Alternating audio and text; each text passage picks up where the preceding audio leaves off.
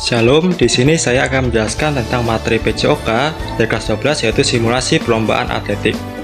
Namun sebelumnya, perkenalkan nama saya Mika Antisniosi dari kelas 12 IPS, Sekolah SMA Lentera Harapan W Pengubuhan. Nah, ini materi yang saya bawakan ini adalah materi dari PJOK, khususnya dalam materi simulasi perlombaan atletik.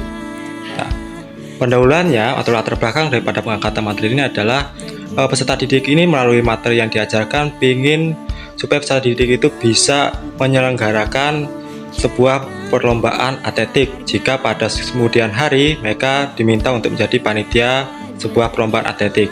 Perlombaan atletik itu dimulai dari lari 60 meter, lompat jauh, tolak peluru, lempar lembing, lempar cakram, dan jalan cepat. Dalam materi ini peserta didik akan diajarkan bagaimana langkah-langkah, bagaimana alat dan bahan, dan bagaimana semua tata cara yang digunakan atau diperlukan untuk memulai sebuah perlombaan atletik.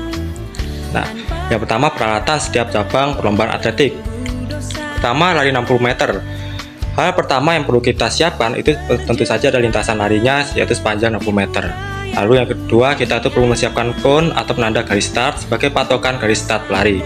Lalu peluit untuk digunakan oleh starter sebagai tanda dimulainya lomba. Bendera wasit digunakan untuk memberi sinyal siapa atau pelanggaran. Stopwatch atau timing system untuk mengukur waktu tempuh peserta dari start hingga ke finish. Dan cone atau penanda garis finish sebagai penanda titik finish atau titik akhir pelari. Berikutnya lompat jauh.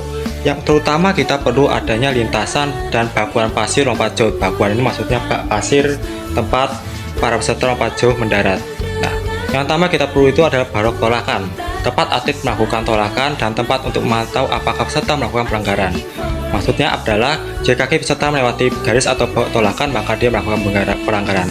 Balok tolakan ini biasanya berada di dekat bak tolak pasir, di bak tempat mendarat para peserta lompat jauh.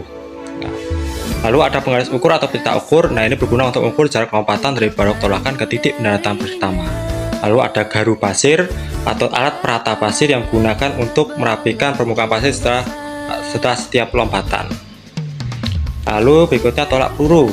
Yang diperlukan adalah area atau lapangan tolak peluru. Ini biasanya areanya bentuk lingkaran dan ada semacam balok di depannya. Balok ini bisa dibuat semen atau dari kayu. Nah, yang pertama itu kita memerlukan peluru atau shot pad. Nah, peluru ini sebuah bola logam yang di gambar yang dilemparkan oleh pria tersebut itu bola logam dengan berat tentu. Nah, biasanya untuk putri itu adalah 4 kg dan untuk putra itu 5 sampai 7,26 kg. Nah, lalu lingkaran tolak seperti yang saya sebutkan tadi yaitu tempat atlet untuk melakukan tolakan agar sesuai dengan aturan. Lalu ada balok pembatas depan atau stopboard, batas depan lingkaran yang menjadi patokan sah atau tidaknya tolakan, dan pita ukur untuk mengukur jarak tolakan dari lingkaran ke titik jauh peluru. Lalu lempar lembing. Nah, yang terutama adalah kita perlu namanya area atau lapangan lempar lembing. Nah, alat-alatnya ada dua, yaitu lembing, alat bentuk tombak dengan ukuran dan berat yang berbeda untuk putra dan putri. Putra panjangnya 2,60 sampai 2,70 meter dengan berat 800 gram dan putri panjangnya 2,20 sampai 2,30 meter dengan berat 600 gram. Lalu kita juga memerlukan pita ukur untuk mengukur jarak lemparan dari garis lempar ke titik kepala lembing menyentuh tanah. Berikutnya lempar cakram. Kita memerlukan namanya lapangan dan area lingkar lempar cakram. Yang pertama itu kita perlu namanya cakram. Cakram ini bentuknya seperti piring dan yang alat bentuk seperti piringan datar dengan pinggiran itu ada besinya. Nah, dan setiap putra dan putri itu memiliki ukuran beda. Untuk putra beratnya sekitar 2 kg dengan diameter 219 sampai 221 mm. Sedangkan untuk putri beratnya itu 1 kg dengan diameter 180 sampai 182 mm. Lalu kandang lempar atau safety cage. Nah, kandang lempar ini maksudnya adalah kandang atau jaring yang mengelilingi area lempar cakram. Karena lempar cakram ini cukup bahaya karena piringan cakram ini pinggirannya besi, maka untuk mengamankannya diperlukan adanya jaring biar piringan cakram ini tidak mengenai atau keluar dari jalur. Lalu yang terakhir ada pita ukur untuk mengukur jarak lemparan. Berikutnya jalan cepat. Yang terutama kita perlu adanya lintasan atau jalur jalan cepat. Yang pertama kita perlu cone sebagai penanda garis start dan finish. Lalu peluit start untuk memberi aba-aba mulai, stopwatch untuk mengukur waktu tempuh peserta, dan bendera hakim jalan cepat yaitu bendera berwarna kuning dan merah dan digunakan untuk menandai pelanggaran teknik dalam jalan cepat. Lalu yang berikutnya, peran masing-masing dari penyelenggara perlombaan atletik. Seperti pada perlombaan pada umumnya, pasti ada wasit yang menyelenggarakan setiap perlombaan atletik. Pertama, untuk lari 60 meter kita punya starter. Ini untuk ngatur aba-aba bersiap-siap dan ya bersama dengan penutupan free start. Lalu dia ini menjamin start yang adil bagi seluruh peserta.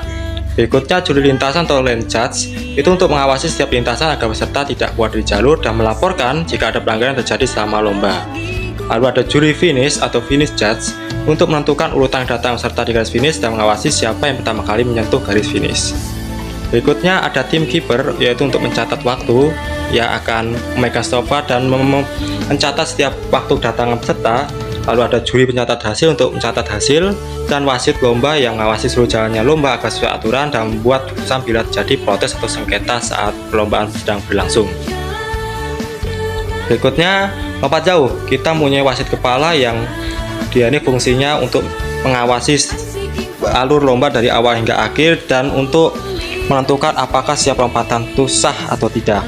Lalu ada juri tolakan yang akan melihat papan tolakan apakah atlet melewati garis tolakan atau foul dan akan mengibarkan bendera merah jika para peserta melewati garis tolakan. Tapi kalau misalnya tidak, dia akan mengibarkan bendera putih. Lalu ada juri pengukur jarak yang mengukur jarak lompatan dari papan tolakan hingga titik pendaratan pertama. Lalu ada petugas pit pasir yang dia itu tugasnya untuk meratakan pasir ketika sudah dilompati oleh peserta dan memastikan area pendaratan aman. Lalu ada pencatat hasil yang mencatat seluruh hasil lompatan termasuk percobaan sah atau tidak sah. Berikutnya torak peluru. Kita pasti punya wasit kepala yang mengawasi prosedur torak peluru sesuai aturan. Lalu juri lingkaran kotak. Dia ini mengawasi gerakan atlet dalam area lingkaran tolak peluru yang bentuknya lingkaran. Lalu menilai foul seperti keluar lingkaran, injak board atau teknik salah. Maksudnya dia ini juga ngawasin apakah ada sesuatu yang salah dalam melakukan tolakan, yaitu dalam injak board atau teknik yang salah dalam melakukan tolakan. Lalu ada petugas pengambil peluru yang bertugas untuk mengambil peluru jika sudah jatuh dan mengembalikannya ke area start. Lalu ada juri pengukur yang mengukur jarak tolakan dari tepi lingkaran ke titik jatuh peluru dan mencatat hasil yang mencatat hasil setiap percobaan atlet. Selanjutnya lempar lembing. Kita punya wasit kepala yang mengawasi seluruh lomba lempar lembing. Lalu ada juri apalan yang memastikan atlet tidak melewati garis lempar saat melempar. Lalu ada juri pengawas pendaratan mengawasi apakah lembing mendarat dengan ujung lebih dahulu dan ini merupakan syarat sah atau tidaknya sebuah lemparan. Lalu ada juri pengukur mengukur jarak lemparan dari garis lempar ke titik jatuh lembing dan mencatat hasil setiap lemparan atlet. Lalu ada lempar cakram yang kita juga punya wasit kepala yang mengawasi jalannya perlombaan dan memutuskan sah atau tidak lemparan. Lalu ada juri lingkaran lempar yang mengawasi teknik lempar masuk foul seperti menginjak garis lingkaran. Juri pengawas kandang lempar yang memastikan cakram tidak keluar dari area berbahaya dan aman bagi semua orang. Lalu ada juri pengukur mengukur jarak lemparan dengan alat ukur dan pencatat hasil mencatat jarak setiap percobaan atlet. Lalu ada jalan cepat. Kita punya wasit kepala jalan cepat yang mengawasi seluruh alur lomba dan menentukan diskualifikasi akhir kalau misalnya ada pelanggaran atau semacamnya. Lalu ada hakim jalan cepat atau race walking judge yang berguna untuk mengawasi teknik atlet agar kaki selalu menyentuh tanah, lutut tetap lurus saat menyentuh tanah, dan memberi peringatan kartu kuning dan penalti kartu merah jika misalnya ada peserta yang tidak melakukan hal kedua tersebut. Lalu ada starter yang memberikan aba-aba mulai. Lalu tim keeper untuk mengatur atlet dari start hingga untuk mengukur waktu atlet dari start hingga finish. Lalu ada juri finish untuk menentukan urutan atlet saat tiba di garis finish. Berikutnya ada tugas mencatat peringatan, mencatat semua peringatan atau hukuman yang diberikan hakim, dan mencatat hasil menyusun hasil akhir lomba lengkap dengan penalti bila ada.